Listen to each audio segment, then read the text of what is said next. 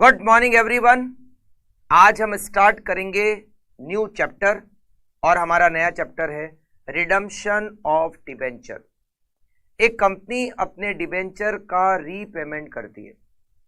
Repayment की accounting entries क्या होती है, कौन कौन से लेजर अकाउंट हमें बनाने होते हैं, कैसे बनाने होते हैं, इन सब के बारे में हमें इस चैप्टर में दे रखा है। बहुत इजी चैप्टर है, बहुत इंटरेस्टिंग चैप्टर है और सबसे अच्छी बात, ये चैप्टर बहुत छोटा चैप्टर है।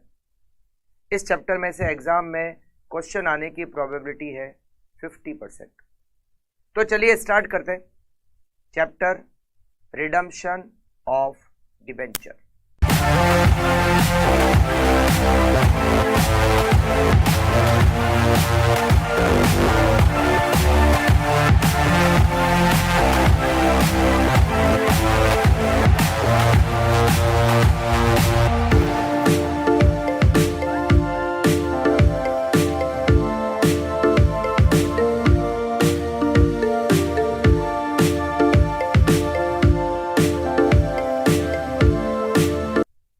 सबसे पहले हम इस चैप्टर में नोट करना स्टार्ट करते हैं redemption of debenture.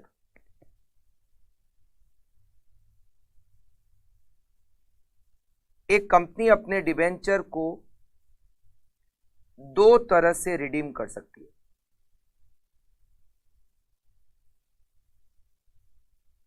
First, at maturity,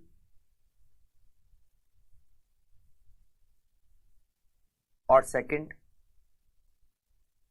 before maturity.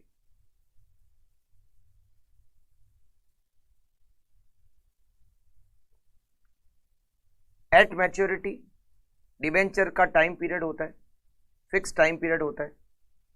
जैसे ही वो टाइम पीरियड एंड होता है, कंपनी को डिबेंचर का रिडम्पशन करना होता है। ये फाइनल डेट है। मैच्योरिटी पर तो आपको रिडम्पशन करना ही करना पड़ेगा, बट आप उससे पहले भी डिबेंचर का रिडम्पशन कर सकते हो। बिफोर मैच्योरिटी डिबेंचर को रिडीम करने के दो तरीके, बाय नोटिस और बाय परचेज। सबसे पहले हम बात करते हैं redemption of debenture at maturity.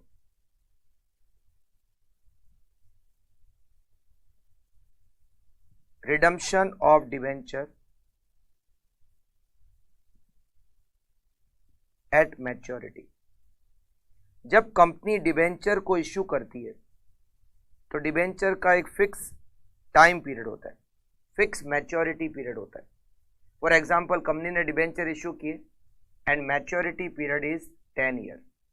तो जैसे ही 10 ईयर एंड होते हैं, कंपनी को उन डिबेंचर्स को रिडीम करना ही करना होता है।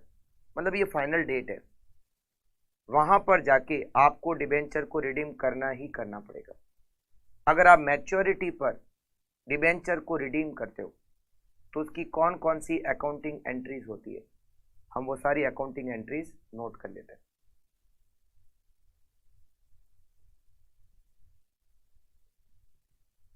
Accounting entries.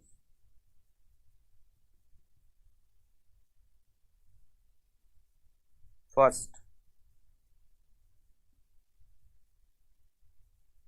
Redemption due.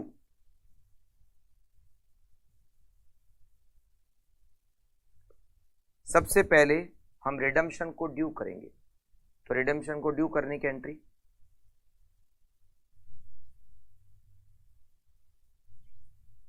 Debenture account debit. अच्छा, रिडम्पशन जो डिबेंचर का होता है वो या तो पार पे हो सकता है या प्रीमियम पे हो सकता है। अगर पार पे है तो debenture account debit to debenture holder.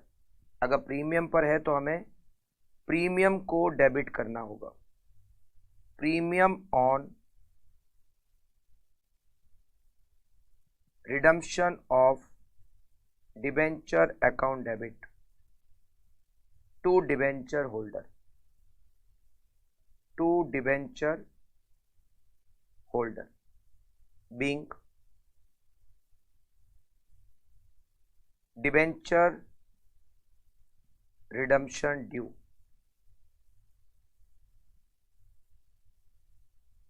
उसके बाद में हम डिबेंचर होल्डर को पेमेंट करेंगे, तो एंट्री होगी payment to debenture holder.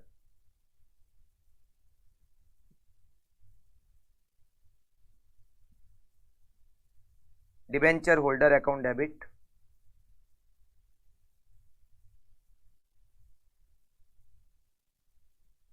To bank being redemption amount paid।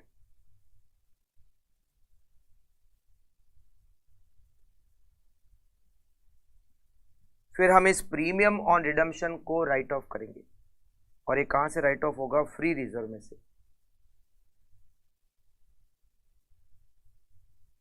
Premium on redemption of debenture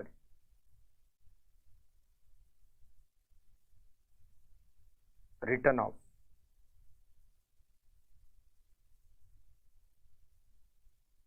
general reserve account debit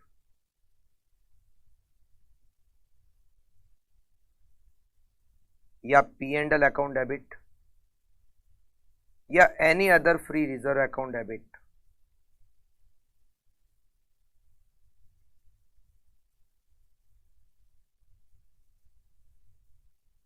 to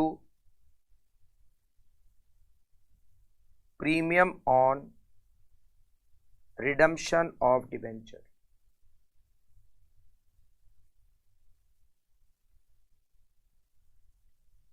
being premium on redemption of debenture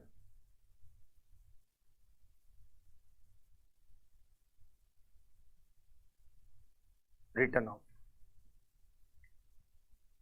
correct.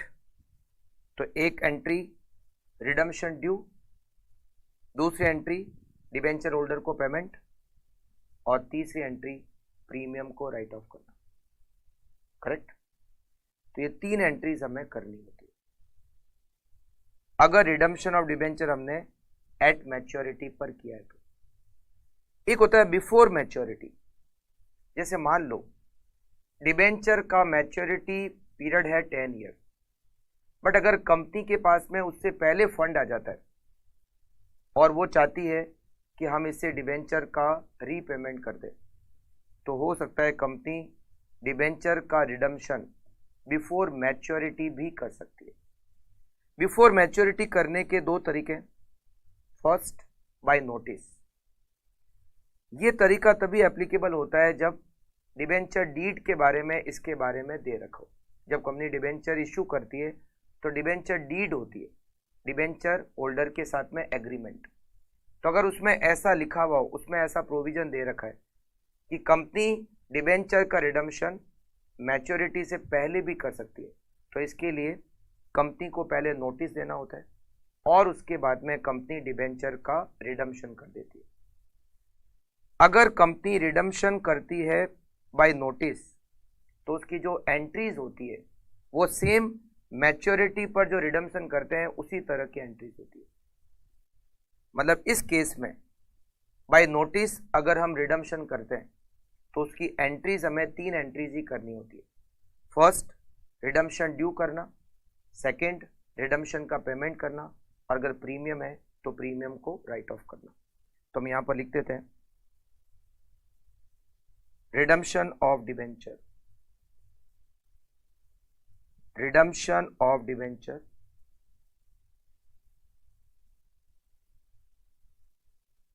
by notice।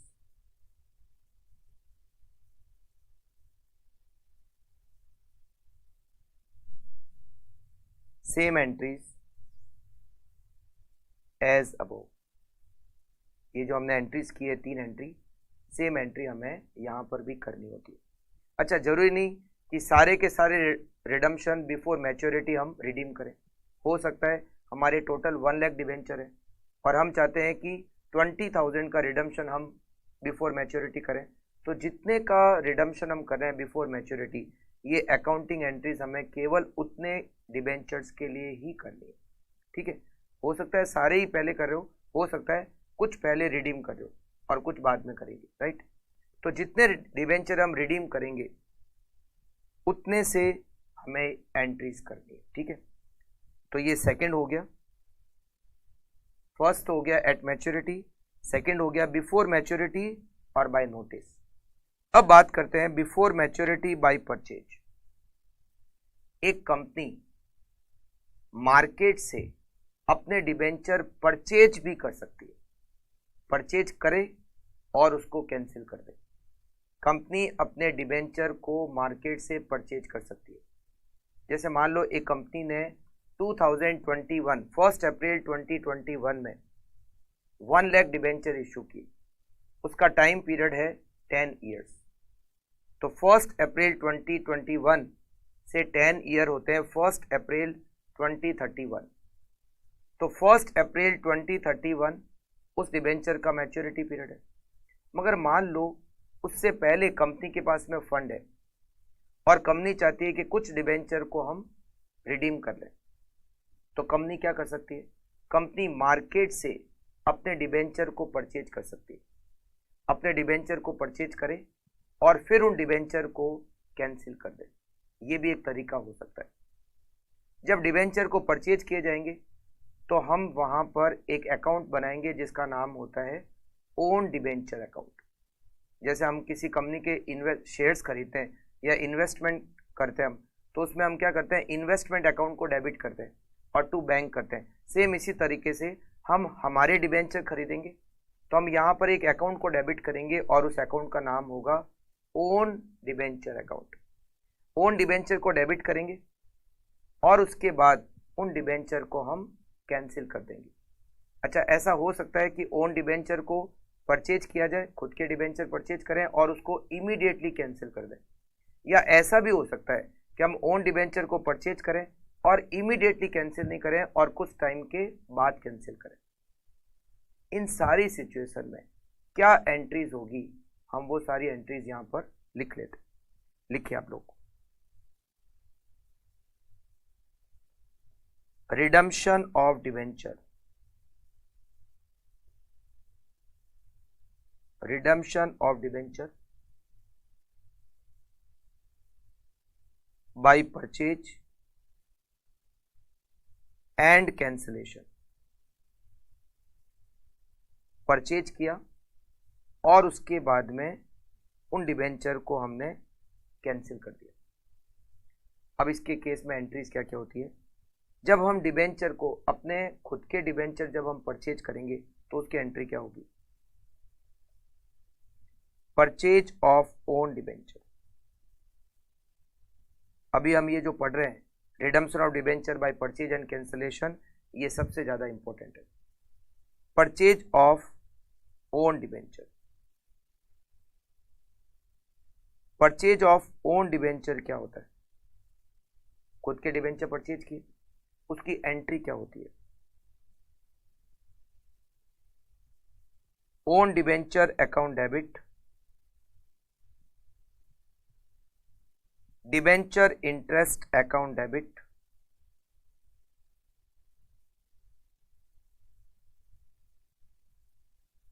To bank. यहां पर हम लिखते हैं x interest, यहां हम लिखते हैं interest और यहां हम लिखते हैं बैंक में कम इंटरेस्ट। ये क्या होता है? एक्स इंटरेस्ट, कम इंटरेस्ट, इन सब के बारे में हम डिस्कस करते हैं, समझना आप लोग। मान लो एक कंपनी एक्स लिमिटेड, आप ध्यान से समझना इस एंट्रीज को। एक कंपनी है एक्स लिमिटेड, उस कंपनी के टोटल 1 लाख डिबेंचर्स है और डिबेंचर्स पर रेट ऑफ इंटरेस्ट 12% है। Okay,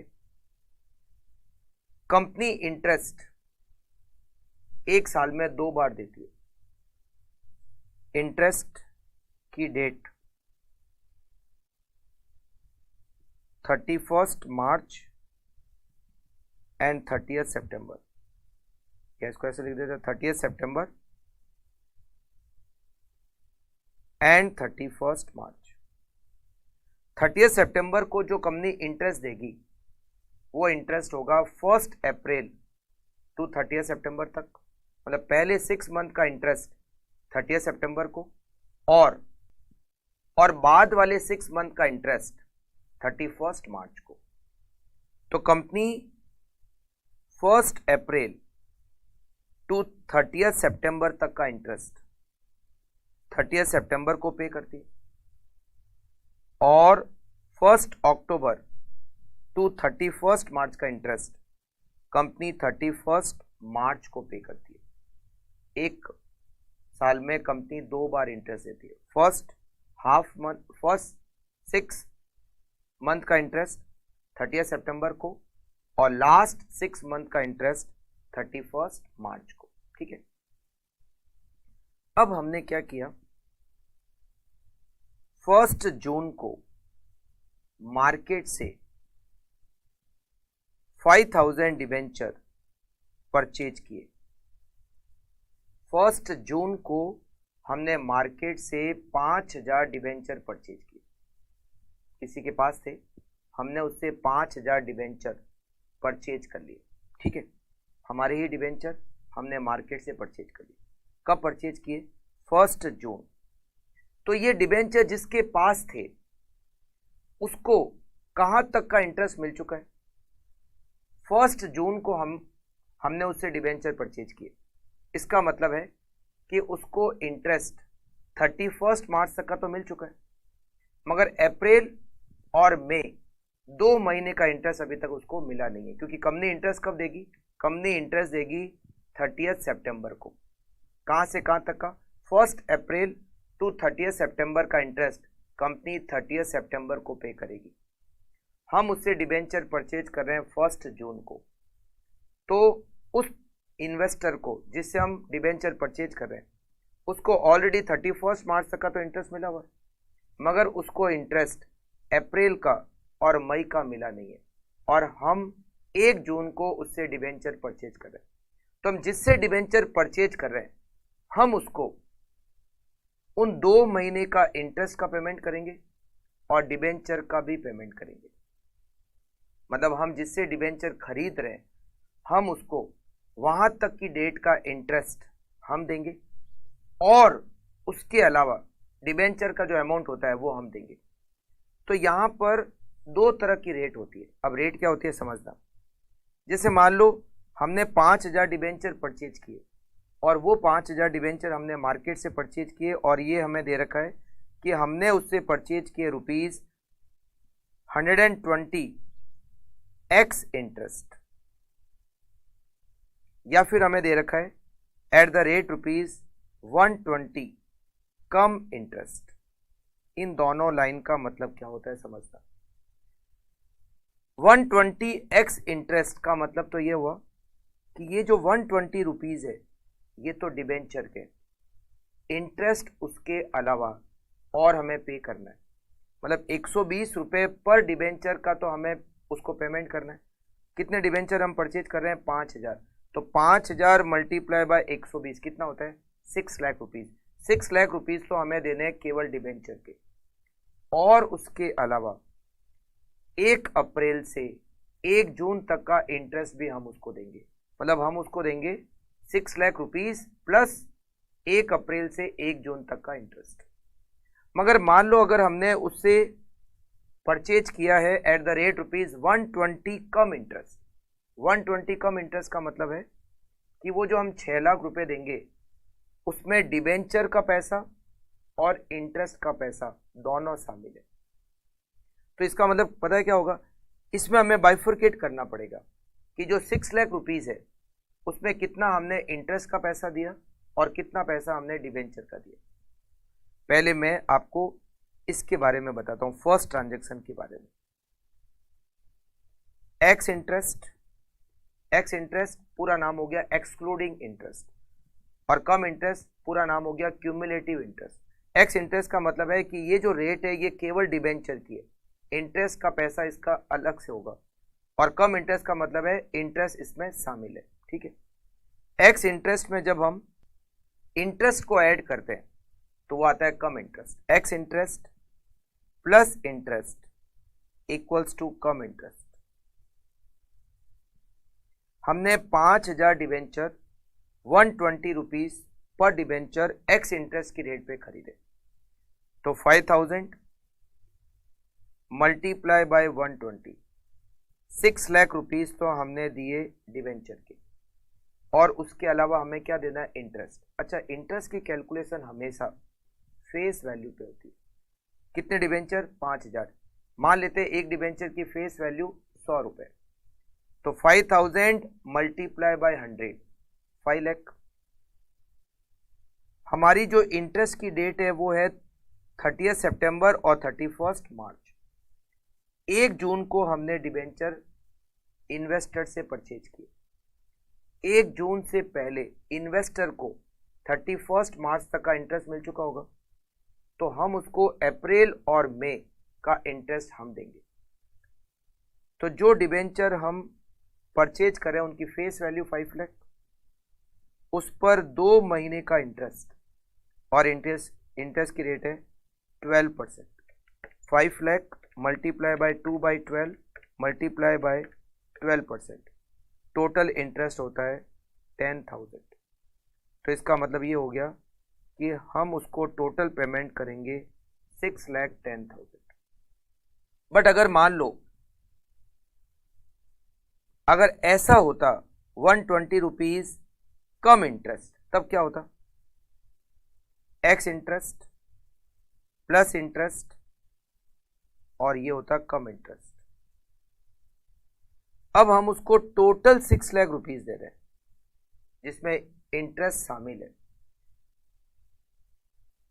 10,000 rupees interest. इसका मतलब ये हो गया कि हमने उसको 5,90,000 रुपीज डिवेंचर का दिया। तो जब हम अपने ही डिवेंचर परचेज करेंगे तो उसकी एंट्री होगी ओन डिवेंचर अकाउंट डेबिट, इसमें हम लिखेंगे एक्स इंटरेस्ट वाली वैल्यू, डिवेंचर इंटरेस्ट, इसमें हम लिखेंगे इंटरेस्ट, और to bank being own debenture purchase, own debenture purchase. अच्छा, फिर हम ओन डिवेंचर को क्या करेंगे, कैंसिल करेंगे। इमीडिएटली भी कर सकते हैं और कुछ टाइम के बाद भी कर सकते हैं। जब कभी कैंसिल करेंगे, cancellation of own debenture, cancellation of own debenture.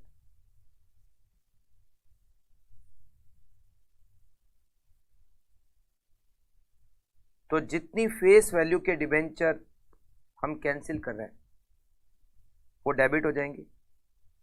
Cancellation करने से प्रॉफिट हो सकता है, कैंसलेशन करने से लॉस हो सकता है। अगर लॉस होता है तो loss on cancellation of own debenture debit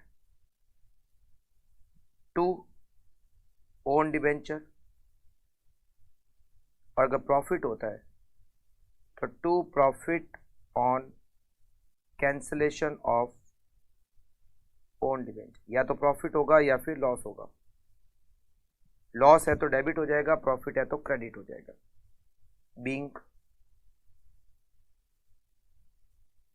being own debenture cancelled, own debenture cancelled. कैसे, मैं आपको एग्जांपल से बताता हूं। एक तो ये एंट्री हो गई जब ओन डिवेंचर परचेज करेंगे, और जब ओन डिवेंचर को कैंसिल करेंगे तो ये सेकेंड एंट्री होगी। कैंसिल इमीडिएटली हो सकता है, या हो सकता है कि हमने ओन डिवेंचर को रखा और कुछ टाइम बाद कैंसिल किया, तो जब कैंसिल करेंगे तब कैंसिलेशन की एंट्री हो जाएगी। अब समझना, एक छोटे से एग्जांपल से इसको हम डिस्कस करते हैं। मान लो 1 अप्रैल 2021 एक कंपनी की बैलेंस शीट में डिवेंचर दे रखे हैं 10% debenture. Total 1 lakh debenture eight the rate ₹100 पर डिबेंचर, मतलब हमारी जो डिबेंचर है वो टोटल 1 करोड़ रुपीस के। ओके, इंटरेस्ट की जो डेट है, इंटरेस्ट की डेट है 30 सितंबर एंड 31 मार्च, मतलब हम 30 सितंबर को इंटरेस्ट देते हैं, 1 अप्रैल टू 30 सितंबर, और 31 मार्च को हम इंटरेस्ट देते हैं 1 अक्टूबर टू 31 मार्च। 1 अप्रैल से 30 सितंबर तक का इंटरेस्ट 30 सितंबर को, और 1 अक्टूबर से 31 मार्च का इंटरेस्ट 31 मार्च को। ठीक है, साल में 2 बार। अच्छा, जरूरी नहीं कि साल में 2 बार देते हैं, हो सकता है हम साल में केवल 1 बार इंटरेस्ट देते हैं 31 मार्च, ऐसा भी हो सकता है। ठीक है, अब हमने क्या किया, 1 अगस्त 2021 को purchased own debenture 10,000 eight the rate ₹115 come interest and immediately cancelled,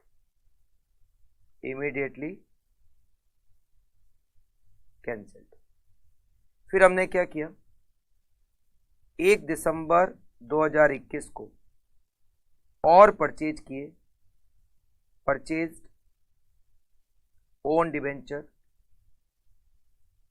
10,000 eight the rate ₹96x interest and cancelled on 31st March 2022. Pass journal entries.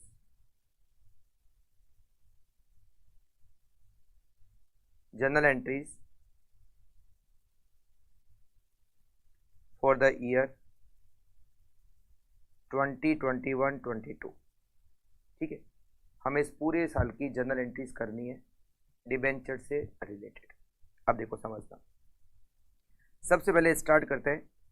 1 अप्रैल 2021 को ईयर स्टार्ट हो गया, इंटरेस्ट कब देना है 30 सितंबर को, मगर उससे पहले हमने 1 अगस्त 2021 को ओन डिबेंचर परचेज किए, कितने 10,000, 115 कम इंटरेस्ट की रेट पर, और उसको इमीडिएटली कैंसिल कर दिया। तो सबसे पहले तो एक वर्किंग नोट बनाते हैं, working note number 1, purchase detail as on 1 अगस्त 2021। 1 अगस्त 2021 को हमने जो परचेज किए ओन डिबेंचर, पहले उसकी डिटेल बनाते हैं। एक्स इंटरेस्ट प्लस इंटरेस्ट और कम इंटरेस्ट, हमेशा आपको इस तरह से डिटेल बनानी है। हमने 10,000 डिबेंचर परचेज किए, 115 कम इंटरेस्ट, तो हम cum interest 10,000 multiply by 115, it is 11,50,000, ये कम इंटरेस्ट वैल्यू है। अच्छा, अब इंटरेस्ट हमने कब परचेज किए, 1 अगस्त, उससे पहले वो जो इन्वेस्टर जिससे हमने डिबेंचर खरीदे उसको इंटरेस्ट कब मिला होगा, 31 मार्च को मिला होगा। 31 मार्च के बाद 1 अप्रैल से लगाकर 1 अगस्त तक का उसको इंटरेस्ट नहीं मिला होगा, क्योंकि कंपनी इंटरेस्ट कब देगी, कंपनी इंटरेस्ट देगी 30 सितंबर को। तो 1 अगस्त 2021 हम उसको क्या करेंगे, अप्रैल मई जून, अप्रैल मई जून और जुलाई, हम उसको 4 महीने का इंटरेस्ट भी देंगे। तो ये कितने डिबेंचर है, हमने जो ओन डिबेंचर परचेज किया वो है 10,000, फेस वैल्यू 100 रुपये, तो 10,000 multiply bye 100, 10 lakh, 10 lakh multiply by rate of interest 10% और 4 महीने का इंटरेस्ट। 4 महीने का इंटरेस्ट क्यों, 31 मार्च मतलब जिस समय हम ओन डिबेंचर परचेज कर रहे हैं उससे पहले इंटरेस्ट की डेट क्या थी, वहां से लगाकर डेट ऑफ परचेज तक का हमें इंटरेस्ट उसको पे करना है। तो अप्रैल, मई, जून और जुलाई, 1 अगस्त को तो हमने परचेज कर लिया, तो 10 lakh multiply by 10% multiply by 4 divided by 12, 33,333 interest का होता है। तो 11,50,000 माइनस 33,333, 11,16,667, ये हमने डिबेंचर का पैसा दिया। हमने 10,000 डिबेंचर खरीदे और वो है 11,16,667 के। 33,333 का हमने उसको इंटरेस्ट दिया और हमने उसको टोटल पेमेंट किया 11,50,000।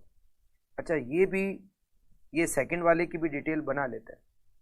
परचेज डिटेल एज ऑन 1 दिसंबर 2021, हमने 1 दिसंबर 2021 को और ओन डिबेंचर परचेज किए। फिर से क्या लिखना है हमें, एक्स इंटरेस्ट प्लस इंटरेस्ट और कम इंटरेस्ट, ठीक है। हमने 1 दिसंबर को 10,000 eight the rate 96 x interest की रेट पे परचेज किया। तो 10,000 मल्टीप्लाई बाय 96, 9,60,000। हमने कब परचेज किया, 1 दिसंबर। 1 दिसंबर से पहले इंटरेस्ट की डेट क्या थी, 30 सितंबर। 30 सितंबर तक सबको इंटरेस्ट मिल चुका है। तो हम जिससे डिबेंचर परचेज कर रहे हैं उसको 30 सितंबर तक इंटरेस्ट मिला हुआ है, तो अक्टूबर और नवंबर 2 महीने का इंटरेस्ट हम उसको देंगे। तो 10,000 फेस वैल्यू 100 रुपीज़, तो ये हो गए 10 लाख मल्टीप्लाई बाय 10% और 2 महीने का interest. 10 lakh multiply by 10% multiply by 2/12, it is 16,667। तो हम उसको टोटल पेमेंट करेंगे 9,76,667। अब जर्नल एंट्रीज करते हैं। जर्नल एंट्रीज,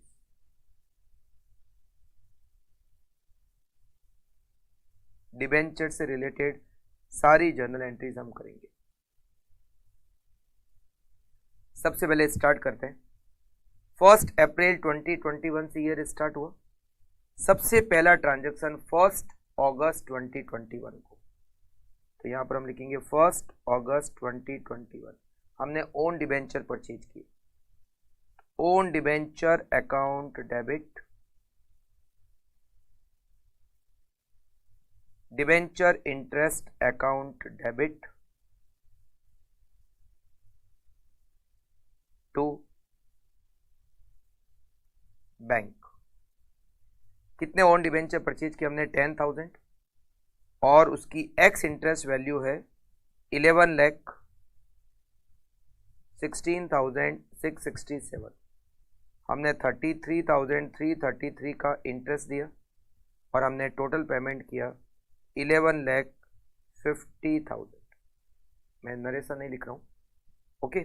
1 अगस्त के बाद में डेट क्या गया। अच्छा, फिर हमने क्या किया, परचेज किया और उसको इमीडिएटली कैंसिल कर दिया। कितने डिबेंचर थे, 10,000। फेस वैल्यू कितनी थी उनकी, 10 लाख। तो 10 लाख के डिबेंचर हमने कैंसिल कर दी। तो यहां पर 1 अगस्त को ही एंट्री करेंगे क्योंकि इमीडिएटली कैंसिल कर दिया। तो एंट्री करेंगे 10% डिबेंचर अकाउंट डेबिट। जो डिबेंचर हमने कैंसिल किए उनकी फेस वैल्यू क्या थी, 10 लाख रुपए। 10,000 डिबेंचर हमने कैंसिल किए, तो बैलेंस शीट में वो डिबेंचर 10 लाख के थे क्योंकि बैलेंस शीट में फेस वैल्यू पे डिबेंचर आएंगे।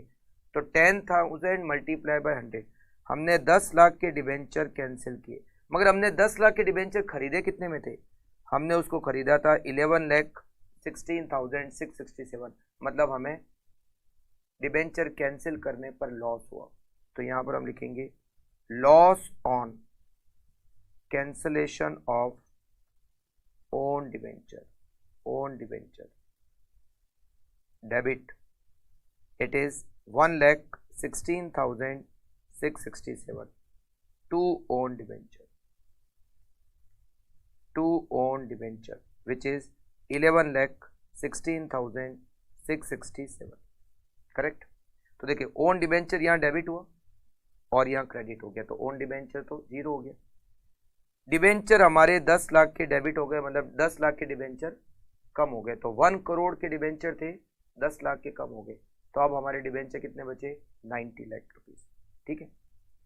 अच्छा अब डेट आती है 30 सितंबर। 30 सितंबर को हम डिबेंचर का इंटरेस्ट पे करेंगे। 1 करोड़ के डिबेंचर थे, 10 लाख के ऑलरेडी कम हो चुके हैं, तो अब हमारे डिबेंचर है कितने 90 लाख, तो हमें केवल 90 लाख पर ही इंटरेस्ट का पेमेंट करना है और ये पेमेंट करना है 6 मंथ का।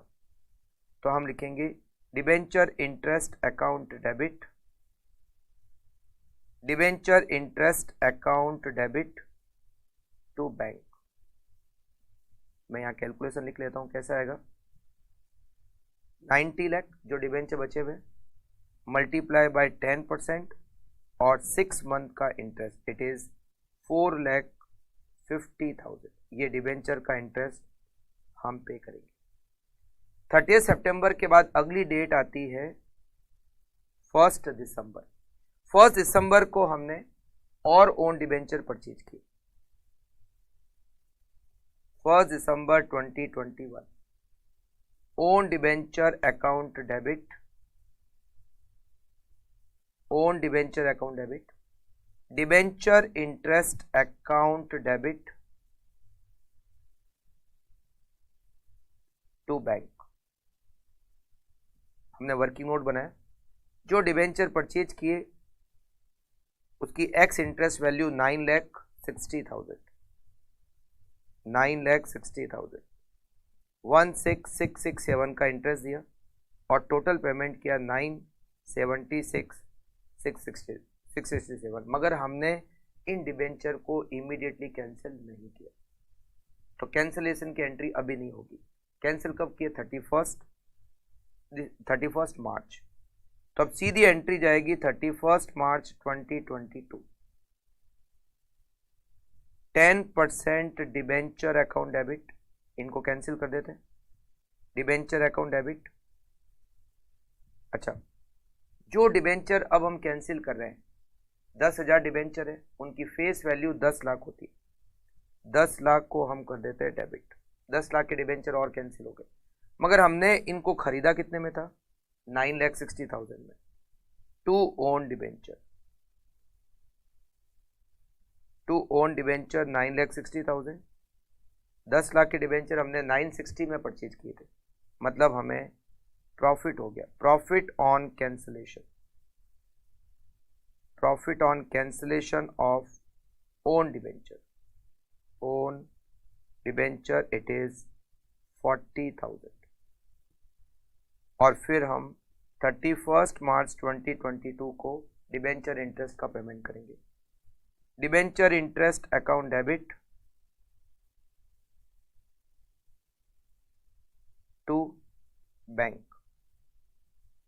अच्छा 10 लाख के डिबेंचर तो पहले कैंसिल हो गए, 10 लाख के और कैंसिल हो गए, तो टोटल 20 लाख के डिबेंचर कैंसिल हो गए, तो 80 लाख पर हमें इंटरेस्ट का पेमेंट करना है।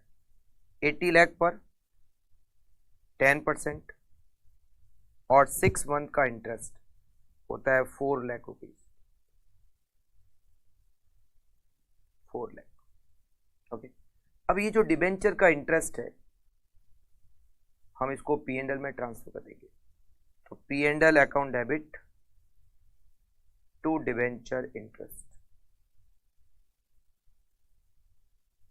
अब डिबेंचर इंटरेस्ट कैलकुलेट कर लेते हैं। 33,333 यहाँ डेबिट हुआ, फिर 4,50,000 हमने यहाँ डेबिट किया, फिर 16,667 यहाँ डेबिट किया और 4 लाख रुपीज़ हमने यहाँ डेबिट किया, टोटल 9 लाख रुपीज़। यहाँ लिखेंगे 9 लाख। डिबेंचर का जो बैलेंस है 1 करोड़ के डिबेंचर थे, 10 लाख एक बार कैंसिल हुए, 10 लाख दूसरी बार कैंसिल हुए, तो हमारे डिबेंचर का बैलेंस बचेगा 80 lakh rupees, 80,000 debenture eight the rate ₹100 each.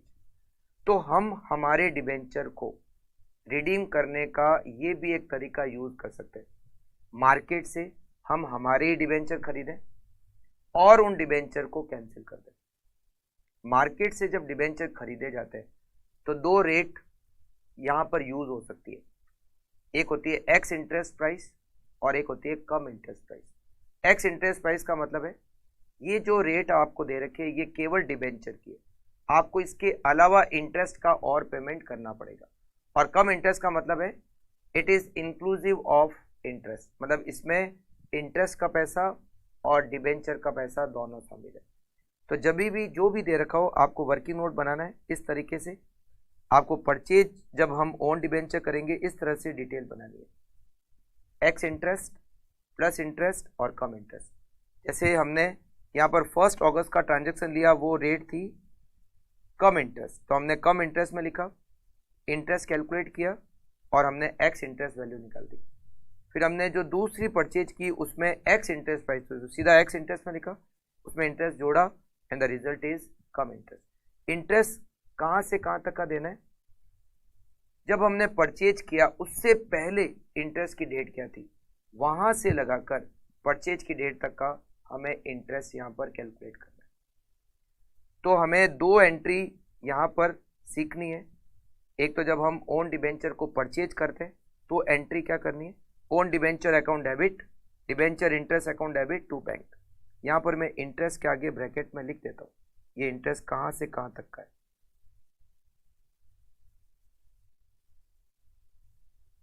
Last date of interest, last date of interest to date of purchase, last date of interest से लगाकर परचेज की डेट तक का इंटरेस्ट, ये इंटरेस्ट होता है यहाँ पर डिबेंचर इंटरेस्ट और टू बैंक।